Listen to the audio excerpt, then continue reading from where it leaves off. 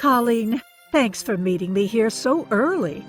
I know the library here at St. Bridget's College in beautiful Waterford, Ireland, has all the resources I need to research my next book. The pleasure's all mine, Jess. Besides, I have something I'd like to show you. A new addition to our rare books collection. Oh, good heavens! You better call an ambulance, Colleen. And the police. Have either of you ladies seen this man before? No, he's a stranger to me. I'm only visiting Ireland. I'm sure we've never met. Good morning, Inspector. Ladies. And you are? Daniel Patrick Brennan, attorney for St. Bridget's Health and Safety Department. I'm here to oversee the investigation of this unfortunate incident and to represent the college's interests. Michael Haggerty! What on earth are you doing here? Can't talk now, Jessica. On assignment from MI6. I'll fill you in later, but for now, don't let my real identity slip. Mum's the word.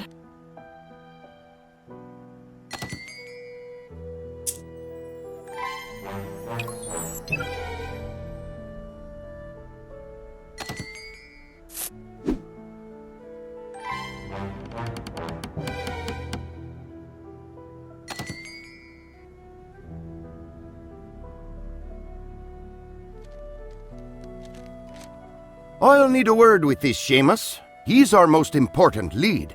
What with the victim carrying around a list with his name on it? Oh, of course. My husband, he will be at his office here on campus.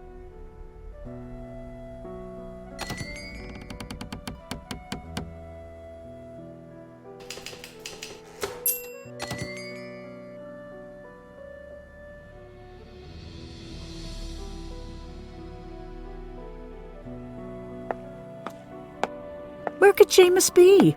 He's not in his office. I just talked to one of the professors in the hallway. They said that Seamus should be here in a few minutes. We'll wait for him then. What are these clippings on the wall about?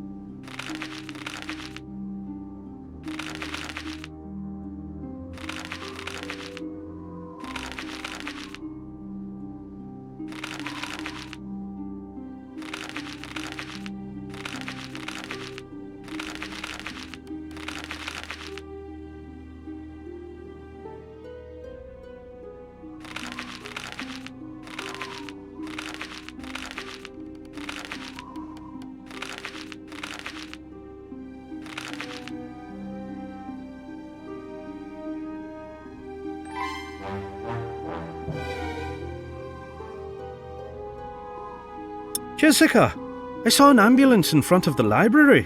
What's going on? A man was murdered there overnight, Seamus. We think his name was Johan Christensen. It appears the man knew all about you, sir. He was carrying a list of names, including yours, with him. Is that so? Unfortunately, I know little of the man, except that he was well known for his expertise in telling apart real documents from forgeries. Though he was controversial, to say the least. Controversial, huh? Which means he must have had a lot of enemies.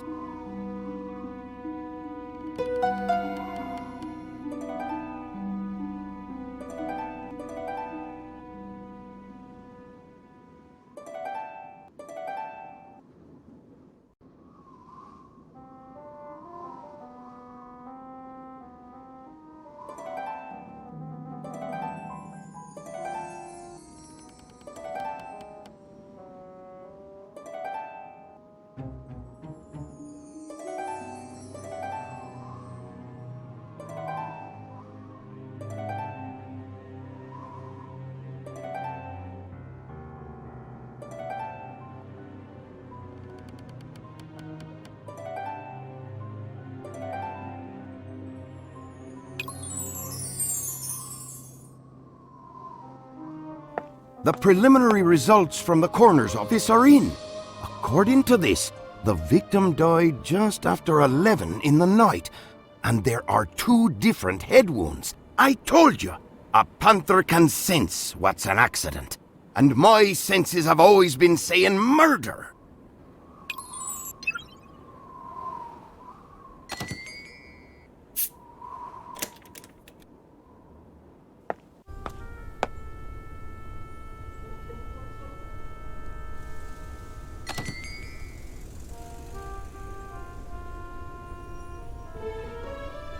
How delightful. New visitors to the Ulysses Club, a home away from home for any James Joyce scholars. Sorry, Connor, no time for your James Joyce fiddle-faddle.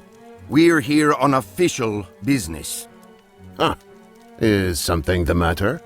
I take it you've heard about the death of Mr. Johann Christensen at the library this morning?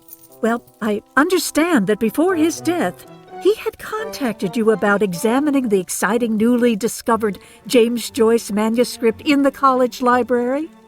That's true. I found that manuscript among my late father's papers. Like me, he was an expert on Joyce's work. Word about it spread quickly, and Christensen was quite keen to have a look at it. Previous to his contacting you, had you ever met Mr. Christensen before?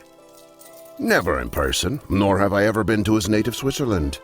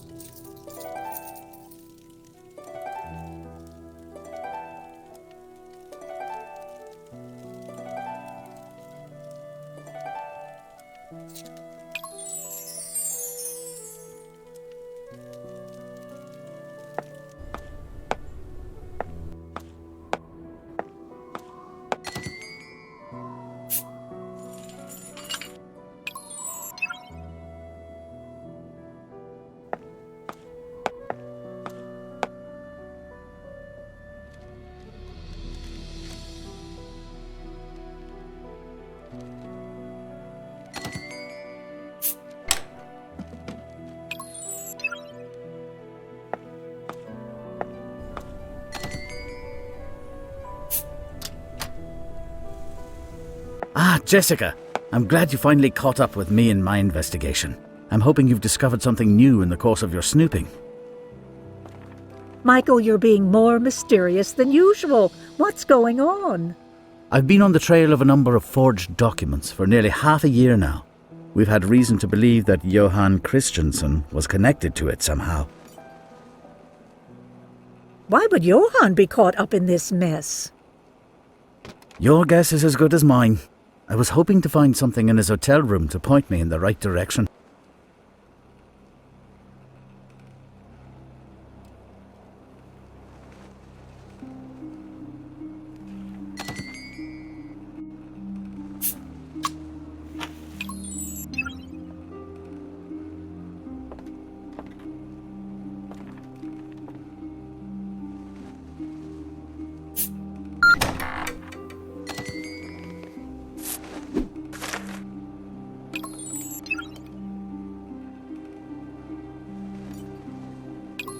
Oh, goodness. I can see why Christensen locked up his closet. That is an original Joyce document. I believe Christensen was planning to use it to authenticate the new James Joyce discovery by Connor Healy. Don't worry, we'll get it back to Joyce Tower safe.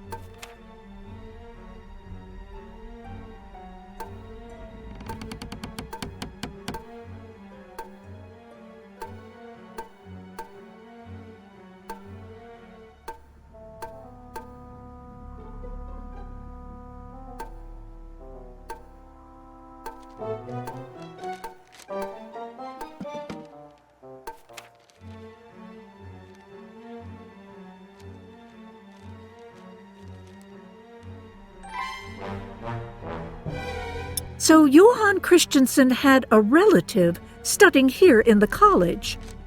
The first order of business is to ask Seamus if he knows about this young man. We ought to meet him at once.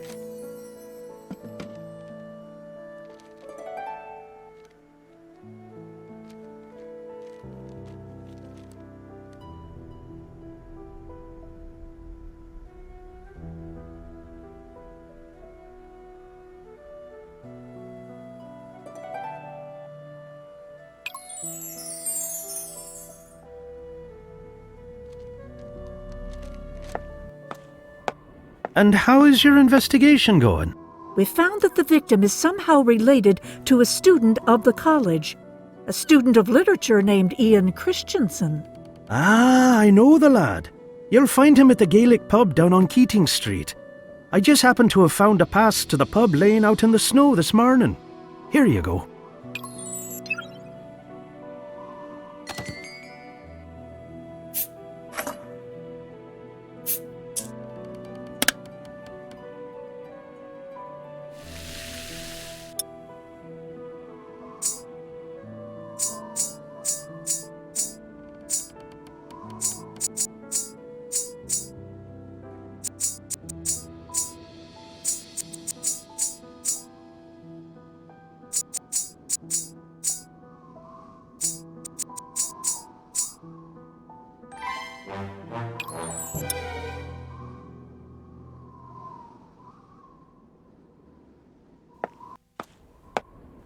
Ah, I see you got a pass into the pub. I think I'll join you. What? Are you Ian Christensen? Yes? So sorry to bother you, but are you related to Johann Christensen? Unfortunately, yes. Johann Christensen was my father. Our relationship was strained at best. I wasn't too broken-hearted to hear of his death, I'll admit. But I didn't kill him, if that's what you're implying. Oh, we didn't mean to imply anything, I'm sure. Could you tell us where you were last night? Look, at the time of my father's death, I was here, writing. At least 20 people can confirm that.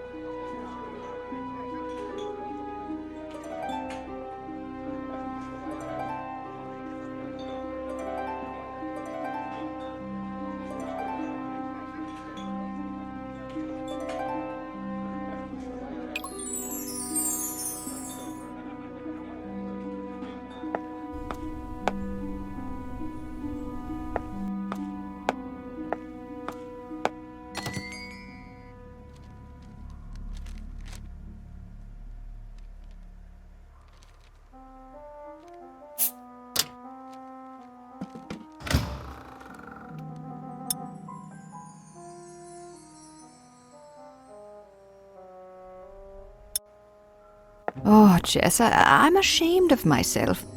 I just shut myself in here to keep from facing reality. It's perfectly understandable that you feel this way, Colleen.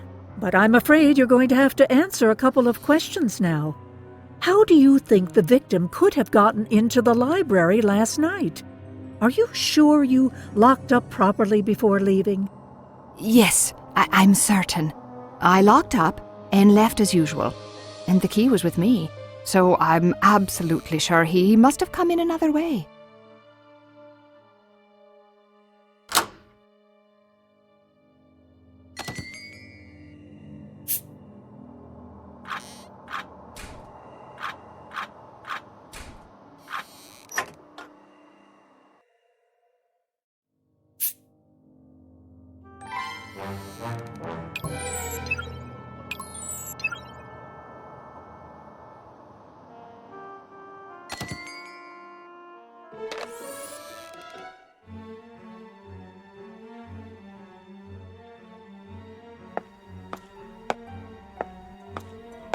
What's going on?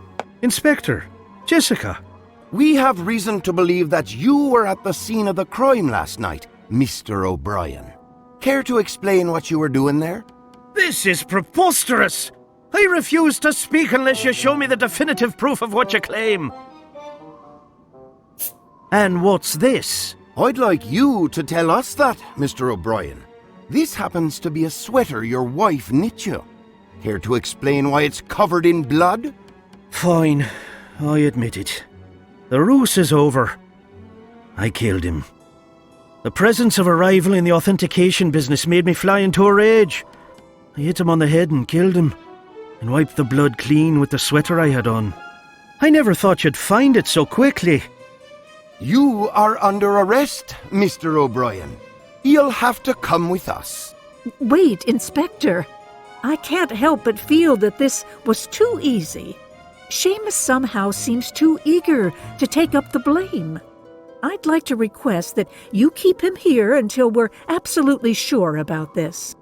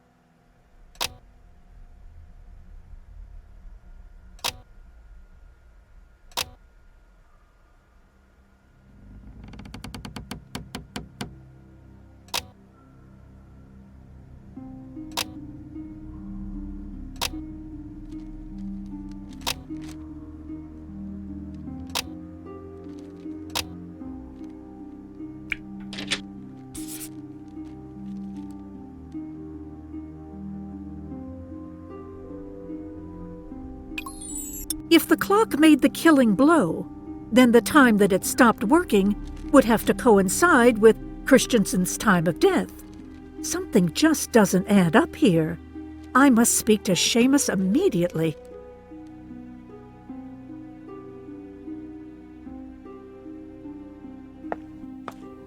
Back again, Jess? Yes, and with a question. You claim to have killed Christensen with a blow to the head with one of your trophies, correct? Yes, that's right. That's what I did. Must you have a reason to doubt me?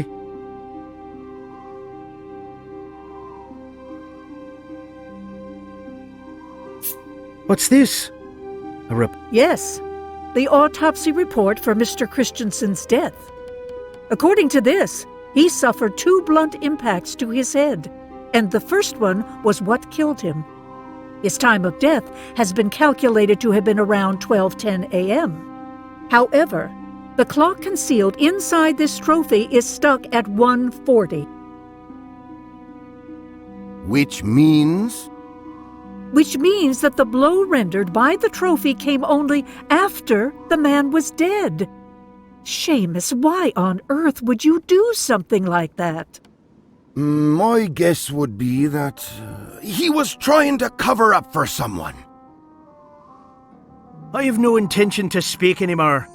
Take me into custody and be done with it.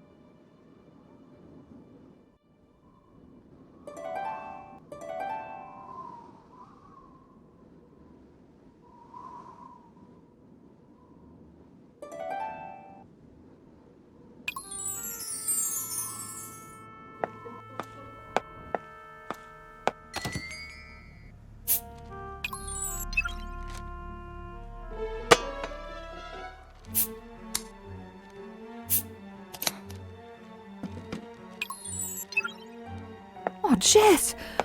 About Seamus. Why, you can't be serious, can you? Isn't there any way to prove his innocence? Incidentally, there is. Seamus was trying to cover up for someone's deed when he was here last night. And I'm rather sure that someone is you, Colleen. Whatever do you mean? I didn't do anything that would need covering up, and you can't prove it.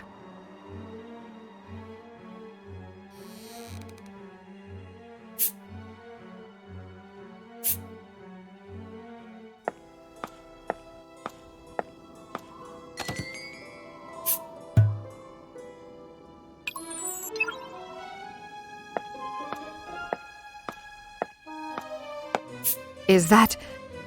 But how? It was broken! Colleen, we found a bead from your bracelet in the library near where we found Mr. Christensen's body. No, but... Oh, all right, I confess. Last night I did see him here in the library. Mr. Christensen turned up out of nowhere, demanding an early look at the manuscript. And when I refused... He tried to force me. He grabbed my wrist. And that's how your bracelet was broken. Yes, but I broke free and ran off. That's the last I saw of him, I swear. I don't know what went down afterwards, but the surveillance footage might tell you the rest of the story. Seamus admitted to Inspector Liam during their private interrogation that he erased the footage from last night. But it's still worth a shot going through it to see if there's anything we can find.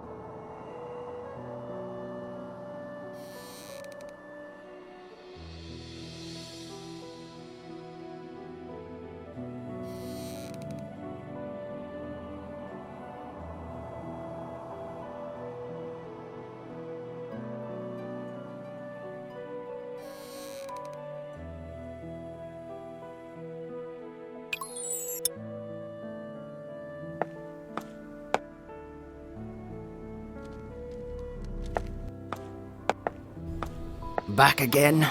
Ian, you weren't being completely honest about where you were last night, were you? Why would I lie? Ask anyone here, they'll tell you. I was here all evening yesterday, and you can't prove otherwise. And what's this supposed to be? Ian, this is a photo from the college library's surveillance camera. It proves you couldn't have been here all evening writing. At least 20 people who were here can vouch for me. Nice try, lad. But a pub full of half-drunk college students doesn't make for a very good alibi. You could easily have slipped out and then back in without anyone noticing, which is exactly what you did. I guess the camera never lies. Well, I knew my father was in town to see the manuscript. I saw him pass by the pub, so I slipped out and followed him to the library. We had an argument there, but he was alive when I left him to come back here. An argument? About what? Personal stuff. The old man always thought too much of himself. We went back and forth for a while, then I just stormed out. I don't know what went down in there after that.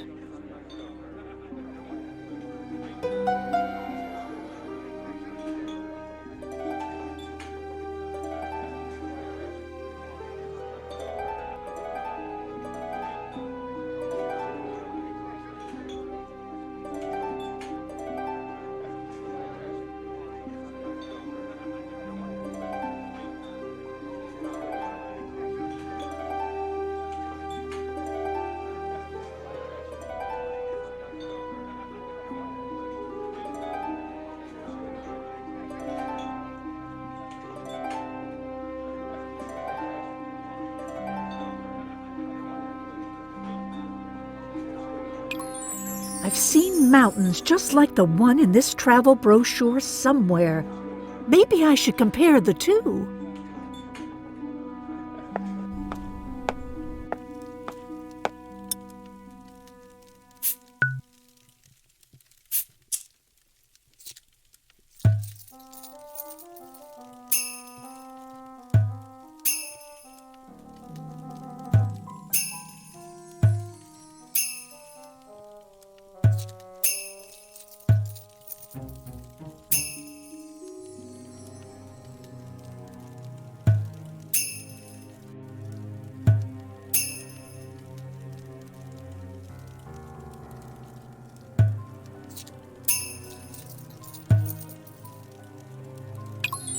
Oh, I see you found one of my old vacation photos. Connor, when you said you've never been to Switzerland, you were lying, weren't you?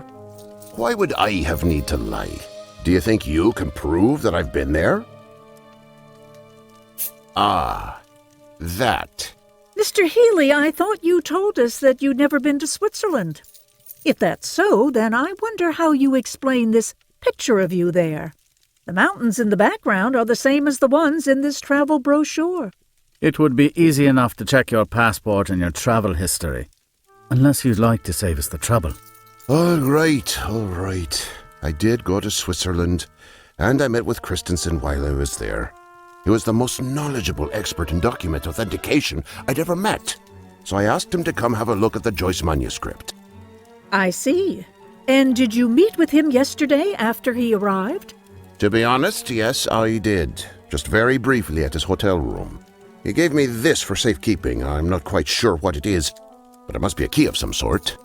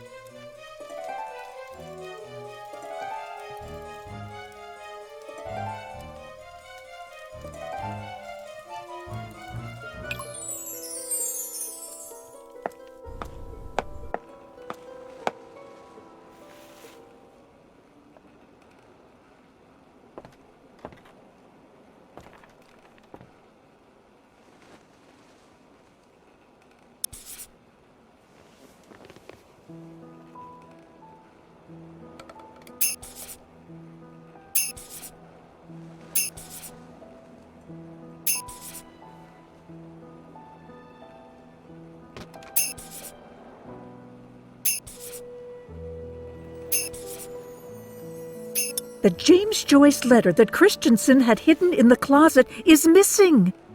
I have a hunch just who took it.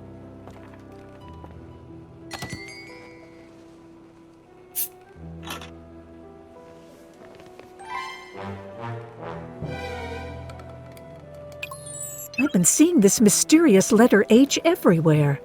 I should find one of those notes and compare them.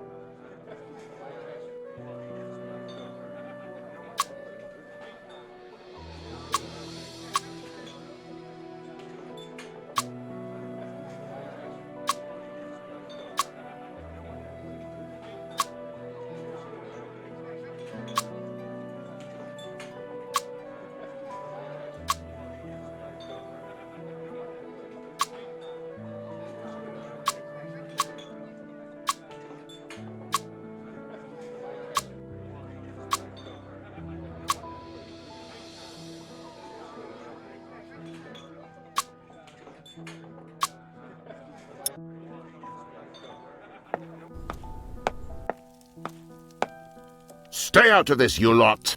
Not another move, Mr. Healy. I'll take that cane, mate. Hand it over slowly.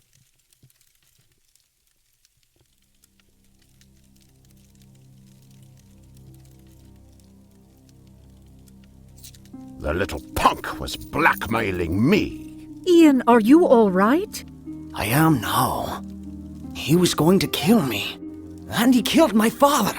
He may have tried to kill you, but he didn't murder your father. And as far as blackmail goes, you were blackmailing both Mr. Healy and your father. What is the meaning of this?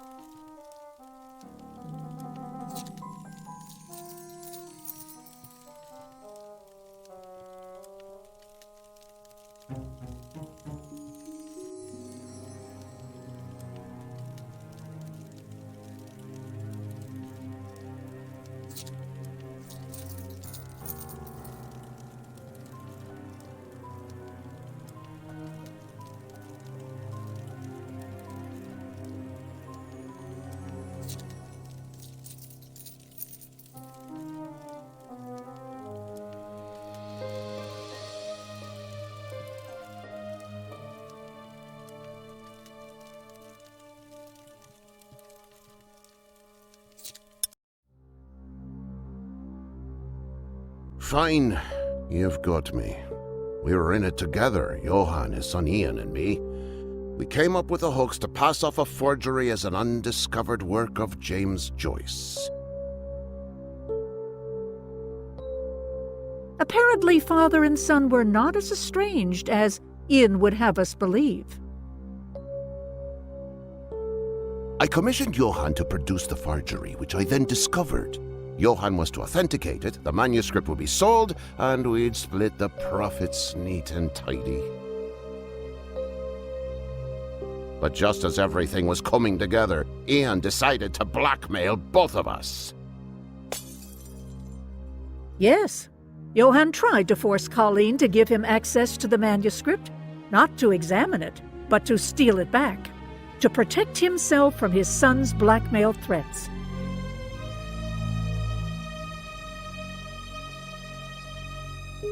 How did your father die, Ian?